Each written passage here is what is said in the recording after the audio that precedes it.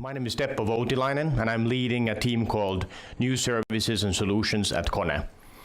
I wanted to take this opportunity to kind of tee off with this image, which at the foundation you can see that KONE's vision is very much to deliver the best people flow experience. And that's the foundation on which we have built our offering.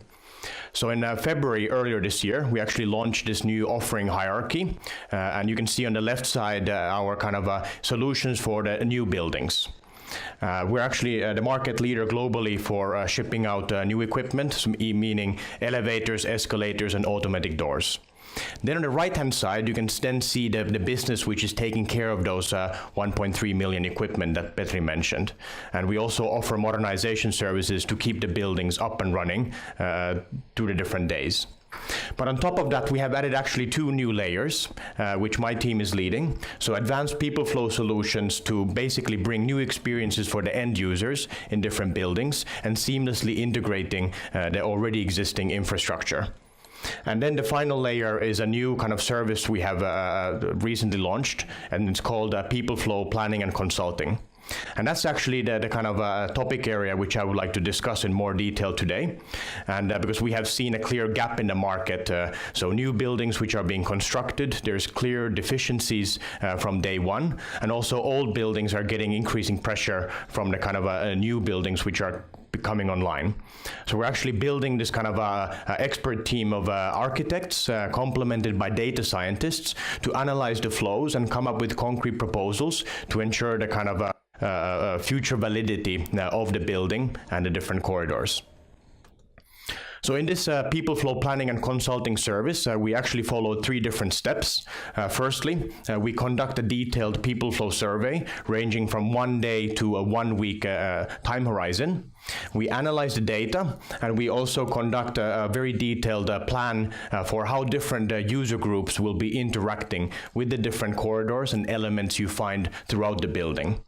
We actually also do different scenario simulations to understand what is the winning combination, considering the anticipated growth in the building population. And after the modernization or after the new building is constructed, we can install permanent sensors to give a kind of a permanent monitoring view to the critical people flow for the kind of a building stakeholders. For example, building operations managers or building revenue managers. So we look at a kind of a people flow survey. So we actually kind of sell this consulting service, and typically can take between 4 to 6 weeks to conduct the full scope of the study.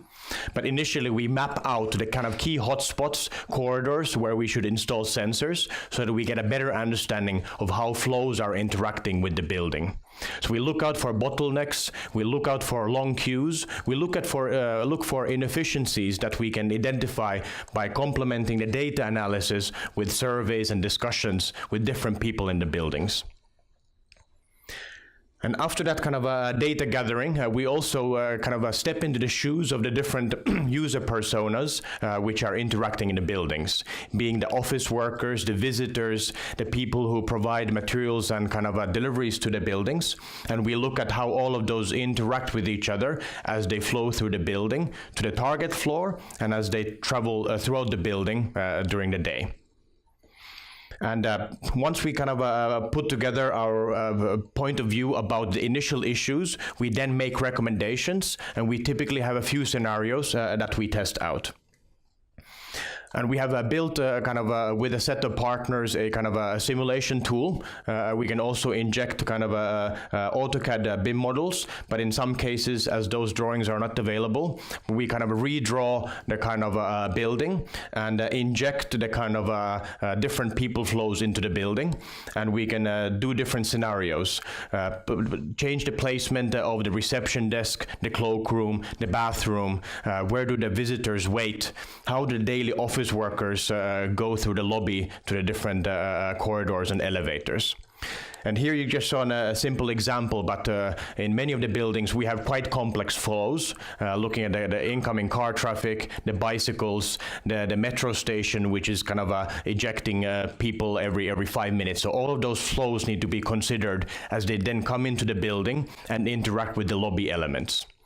And we have conducted over kind of 50 projects around the world, and the results are very promising. Those customers are requesting for follow-up projects, as a result, we're now scaling up the service and building these kind of hotspots around the world to allow us to cater to an increasing number of customer projects. So after the kind of completion of the kind of a project, the customer then decides on the ultimate investments and kind of finalizes the building. And thereafter, we have a promise to then give this kind of a transparency to the people flow in the building, linking to the identified hotspot issues or the problem areas that should be kept under focus. And this also provides KONE an opportunity to have frequent interactions with the customer, looking at the different alerts and issues that crop up over the time as building use changes throughout its lifetime. And during this whole journey in the kind of simulation tool, we actually engage various algorithms which optimize the kind of vertical traffic. So we use destination control systems and the related algorithms. Also for the horizontal flow, we use various open source methods then to kind of draw out the paths of these different agents as they interact with the different building elements.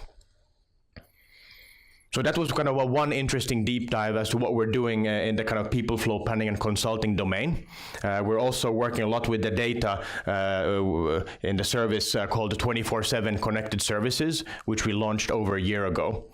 So there we're now kind of rolling out commercially the solution, and our experts are actually training the cloud environment and the related algorithms to be able to better spot the kind of upcoming issues with the equipment and proactively changing the components before they create a shock to the flows in the building.